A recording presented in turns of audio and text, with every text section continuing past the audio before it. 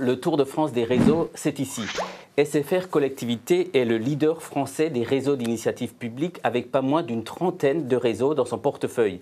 Cyril Luneau est le patron de SFR Collectivité, je suis avec lui et pour commencer, j'ai envie que vous nous expliquiez pourquoi SFR Collectivité aujourd'hui, alors qu'il y a peu de temps encore, le nom de la société c'était LD Collectivité. Est-ce que vous n'avez pas peur de perdre votre âme dans ce changement? Non, absolument pas.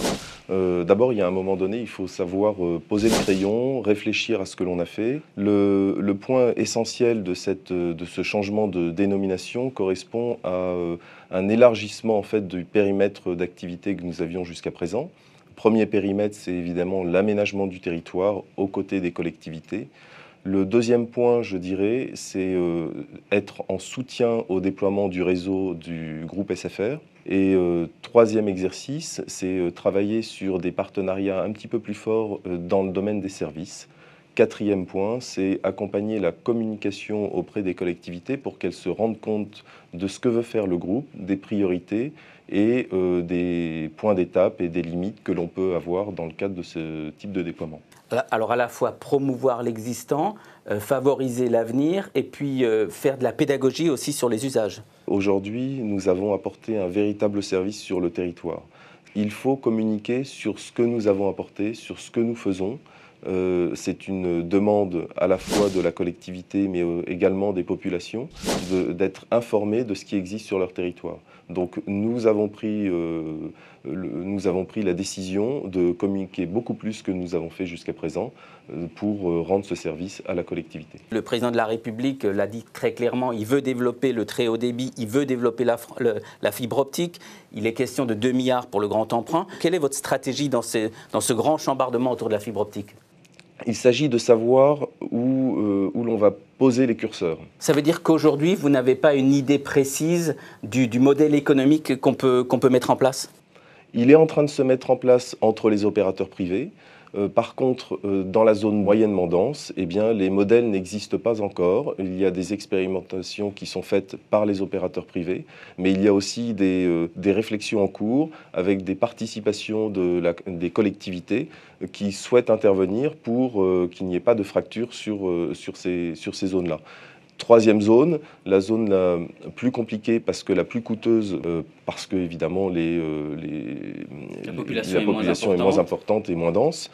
Et bien là, il y a la confrontation de deux modèles, c'est-à-dire la fibre malgré tout jusqu'à l'abonné final ou la réorganisation de la boucle locale en faisant de la montée en débit, en modernisant le réseau de l'opérateur historique. Est-ce qu'on n'est pas condamné à des contrats de partenariat entre les différents opérateurs ? Sur la zone dense, je pense que les opérateurs sont sur le point vraiment de trouver un accord entre eux.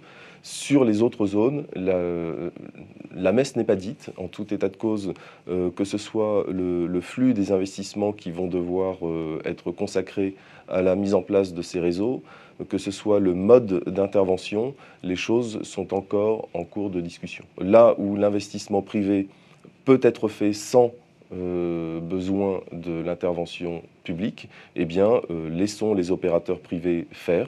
Là où, par contre, eh bien, les opérateurs ne peuvent pas intervenir, eh bien, les collectivités devront sans doute participer à l'effort. Est-ce que votre société, à un moment donné, ne sera pas obligée d'offrir des services supplémentaires dans les tuyaux ? Nous travaillons avec des entités du groupe SFR pour regarder ce que nous pourrions faire avec les collectivités.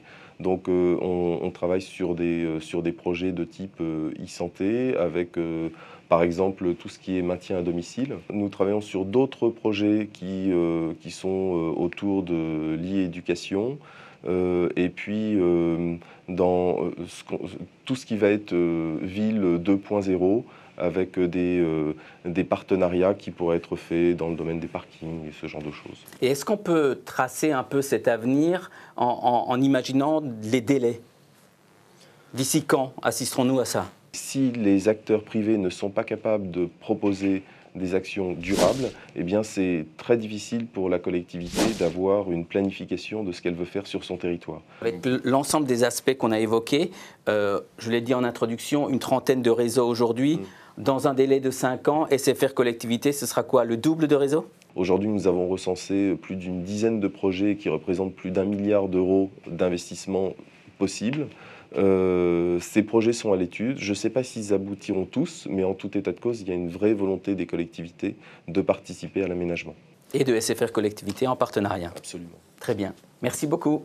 C'est moi qui vous remercie.